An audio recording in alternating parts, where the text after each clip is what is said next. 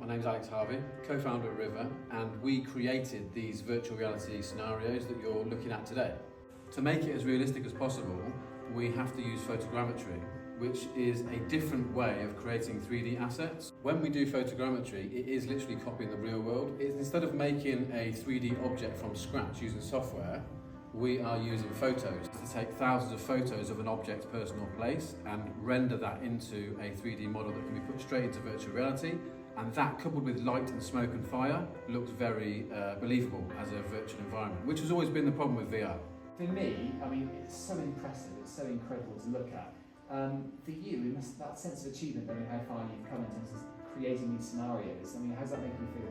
It's amazing now to see actual firefighters using the photorealistic investigation software, because it's been in development and being tested for probably 3 or 4 years now. In terms of how you make it realistic, what communication is there between you and actual firefighters telling you, okay, we need this in this scenario, we need that? A lot of them are absolutely blown away with the photorealism of it, because a lot of virtual environments you put the headset on and it looks quite like The Simpsons or a cartoon world. We like to push away from that, as our name implies, that we like to have reality and virtual reality. The biggest thing over the last sort of 3 or 4 years is knowing the amount of people that are not going through the real world burn containers now, they're going through the virtual environments, so they're now not breathing in that carcinogenic smoke and poisonous toxins into their lungs. You can do a lot of the training inside virtual reality, but you're still going to have to go and do that real thing as well.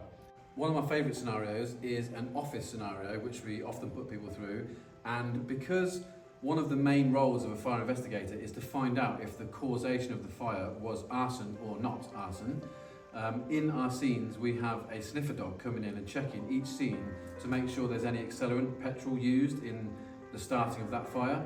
And the office scene was my most favourite one to shoot because we had to throw a brick on fire through the window of the container. So there was obviously quite a lot of fun in creation of these scenes as well, but we made them with firefighters. We had 3 different firefighters helping us to make sure that every scenario was based on how they do their training now. Right, we're going to put you inside virtual reality. We're going to put you inside a photorealistic burnt kitchen, and you're going to investigate the fire. Okay, brilliant. So put this on, we'll just tighten the back a little bit and make sure this cable's down the back. Keep turning round. There you go, stop there. And now, can you reach out with one of your hands and pick up the red sink bowl? So touch it with the blue and then pull the trigger and then lift it up towards your face. I can see what's inside of there, Ben. Oh yeah.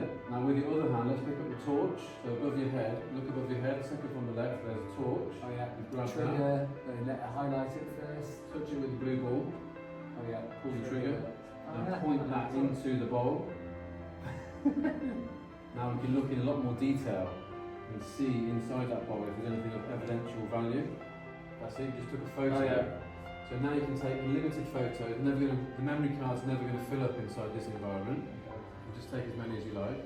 What we're going to do is just look at the causation of the fire. So we're going to bring this button up, and in front of us you'll see a thing that says videos. Yeah. So click on videos and pull the trigger.